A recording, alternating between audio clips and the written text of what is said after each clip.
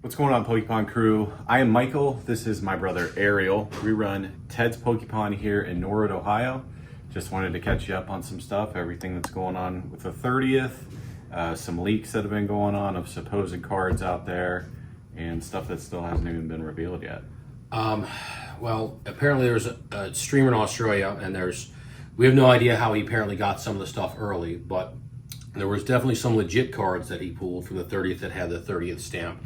But the one that everybody's talking about, I'm not going to show it. I'll provide a link to the person who talked about it, a non-TCG, just because we don't know if it's a real Pokemon card yet or how the guy in Australia apparently got a hold of them. But apparently there's a new type of card that's an RGB, red, green, blue, I guess harkening back to maybe the 3 original games, where like it's like not monochrome like the Zekrom and Reshiram from Black Bolt White Flare, but it's like the Mew's one color and then the outside of it is another, but it's like a high chrome color type of card. But there was also another leak of a Charmander, same thing. I think the Charmander probably was fake because it didn't have the correct set number in the bottom left, like the Mew did for the 30th celebrations. Okay. The Charmander did not, so I don't think that Charmander is real. But I did see what you're talking about. But the other thing is how rare those are going to be, and it could be a real problem. And where did you hear that from? That there might only be like This guy, a 6,000 of non-TCG, them? knows what he's talking about. No one else has come out and said official, but he had been holding back, saying that there's another rarity that's going to be in the 30th that hadn't come out yet or been revealed yet. And he said when he saw that, this is it. Okay. So I mean, we'll see. Nothing official from Pokemon yet. I would think that the leaks of the 30th celebrations ETB, like the card would have been in there in the booklet, right? Yeah. So nothing official yet. We don't know it, but that's if they're saying that in English, there's only going to be like, if there's only 3 types, a red, a blue, and a green, and there's only like 5,000 to 6,000 each of those. That's borderline getting into serialized cards for Pokemon, which spells doom for everything. They don't need to do that. Secondary market's going to be way up if that's true. I think that the $200 Be like finding trainer Wonka's- box, the Wonka's $200 golden trainer ticket. box price at GameStop would actually seem like a deal at that point, because it's going to go way over that.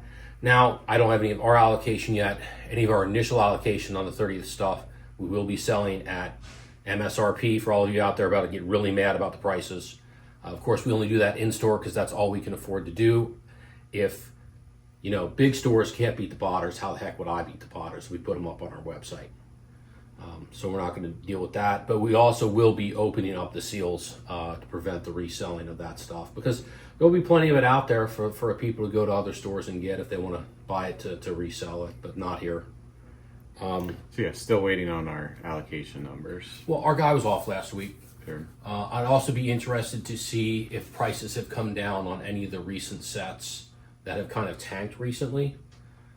Perfect Order, Chaos Rising. Pitch Black just came out, so last I checked, at least last week, the ETBs were still at $80, which is not a whole lot over, at least they're not going for 100, 120, a whole lot over the $50 MSRP. That is getting to the point where it's tough for people to go to a store, buy one, and flip it and make money. What I thought was interesting was a lot of people are cashing out of their positions of some of those sets in ETBs and selling them in mass to a guy like Rudy from Alpha Investments. He mentioned in his last video he bought like 7,000 and mostly loose ETBs, meaning these weren't people who had distribution of Chaos Rising for around $55 to $60 a piece. But he bought I think around 2,000 from one guy alone or more, and they were all loose. So this means this guy was you don't get that by going to Target or Walmart, 1 or 2 at a time. This was the guy who actually probably had bots and was picking them up. Okay. But apparently, when you buy those on credit card, you got to pay that credit card back at some point. So that's why he was getting out of it. But that is a healthy sign for the market, that there's too much product out there and there's not enough demand for people to double their money right away very quickly. So maybe we'll start to see our distro prices come down as demand lessens. But that has happened before. It did happen in December of last year when prices on some booster box and things didn't drop to MSRP, but they did drop a little bit. Mm-hmm. We were able to pick some things up to resell at a decent amount. So we'll see that.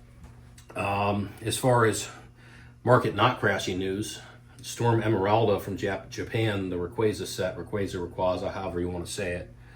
The prices I've seen have been around $200 for a single booster box. Now, we have not seen the actual official Mega Rayquaza card yet. It'll be interesting when that comes out. We have seen leaks of the Growlithe and the, I think it was a Groudon on that. And I'll throw those up, and thank you to Pokey Beach for those images. Those look pretty cool as far as the illustration rares. But I think that this is going to follow a lot like in Japan it would have been Inferno X, our Phantasmal Flames, the Charizard set. Where I think if the character's good enough and the art's good enough, it will carry the set and it'll be hard to get a hold of and highly desired. Yeah. That, for us, doesn't come out till November. We, of course, will try our best to get some in as far as the Japanese. I was kind of hoping it would have been lesser price, so maybe we could have actually done a live stream with it. That would have been cool chase to try and pull live on a live stream. But I don't know with the price of those, how much we're going to be able to get, if they're in high demand, and, of course, what we have to pay to get them shipped in, and pay the import taxes. Mm-hmm. How much do you have to do? Another thing in Japan going on, there's talk of government intervention into the market of TCG cards, and specifically Pokemon cards is what they're thinking. It's getting apparently pretty bad over there. And you think about, like, okay, now we know in Japan, when they do a reprint, they do a real reprint, and they could print things into the ground because they just make booster boxes and a few other things. They don't make like all the collection boxes that we have here. But think about how much gets sold overseas from Japan to other sources. So that puts a strain on people in Japan who want to collect the boxes. And MSRP over there is like probably like 40 or 50 bucks for a regular booster box. It's not much. But then it gets marked up to over here to 100 to 200, obviously, with this set. And because the value of the Japanese yen is so low right now, it's like close to a 40-year low. That puts big pressure on people to export things to get money to come back into the country. And how much will their government want to regulate that when they realize how much of a boon that is for their economy? Yeah. That would be an interesting question, but it might be above our pay grade. Sorry, I got lost on the tangent there. Yeah. And then also, the Japanese company, and also this story is also on Pokey Beach. I'll probably provide a link for that too. Not the official Pokemon centers, but the smaller official Pokemon stores. They're going to start doing facial recognition ID for people who come in, and you get one entry ticket per day. Yeah. So you can only go to one store per day. Yeah, I saw you have to provide government ID and that too, starting in August. Yeah. Is that going to be a problem for you when you go over there? That'll be interesting. I wonder if a non-citizen can buy stuff. Are you going to go in with a beard and shave it and then go in again? I don't know if non-citizens will be allowed to buy from those official places. No, obviously, any of the multiple Pokemon stores that are over that sell singles and stuff, I don't think they regulate those like that. But that's one thing people always call for is some kind of government regulation. And it's not food we're talking about. We're talking about shiny cardboard. And I think that's a little overboard. And I think would actually make things worse. Mm-hmm. One old story our dad always used to tell us, and this was about food, when there was, they put food prices set like what you could charge per pound on, let's say, bologna, back when he had the little grocery store. He would order 10 pounds of bologna from the distributor, and he had a set price, and he could only sell it a set price, let's say, since it was the early 70s, it was like 50 cents a pound. Problem wasn't getting it at that price or selling at that price. The problem was he ordered 10 pounds, but it only got 9 or 9.5 from the distribution, but got billed for 10. And if that continued for too long, people would stop ordering food and there'd be empty shelves. And like I said, now that was food, so that's somewhat important to people, but I could see something like that. Not that our distribution would do it, but I'm saying that there would be scarcity in the market because you weren't allowed to charge what you're supposed to charge on some things. Like, obviously, the way it works for us on initial allocation, we get a good price, we sell it at MSRP. After that, it's more market-based. And people, sometimes I have things on my shelf, like, I can't believe you're still selling for that. Well, sometimes the price drops, and the stuff that we buy secondary, we buy with a wire. So I pay cash for it. I don't put it on a credit card. Mm. So I can wait a couple months for it to go back up in price. It doesn't bother me that much. You know what I mean? Right. So other stuff that's happening around the store. Yes. 2 weeks ago, really slow. Mm-hmm. Probably one of the slowest weeks we've had in several months. Mm-hmm. But summertime, people are on vacation. People don't have some jobs going on. But yeah, it was slow. And then last week, everything picked up again. Singles sold really well.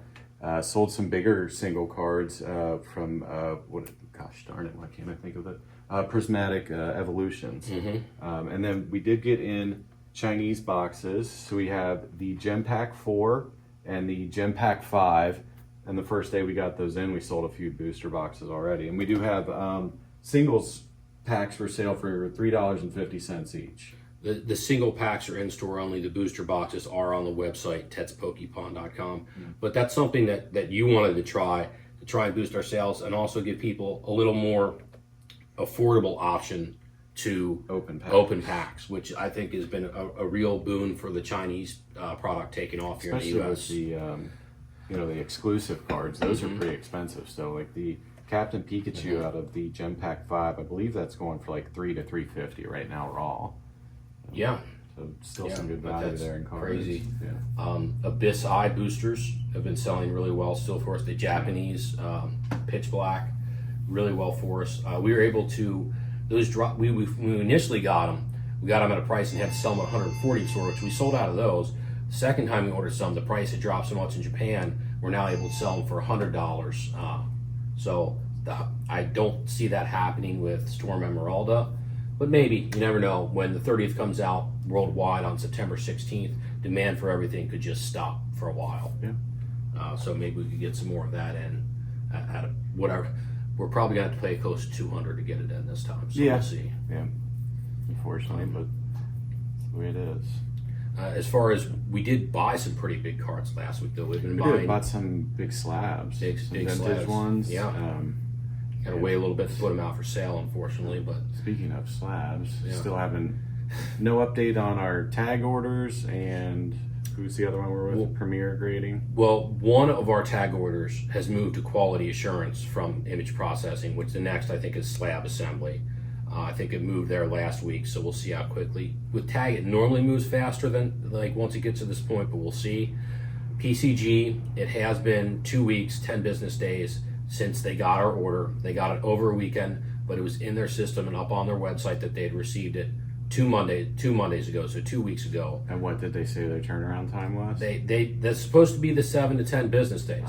So we'll see if anything moves today on it or what. Or if we're disappointed again.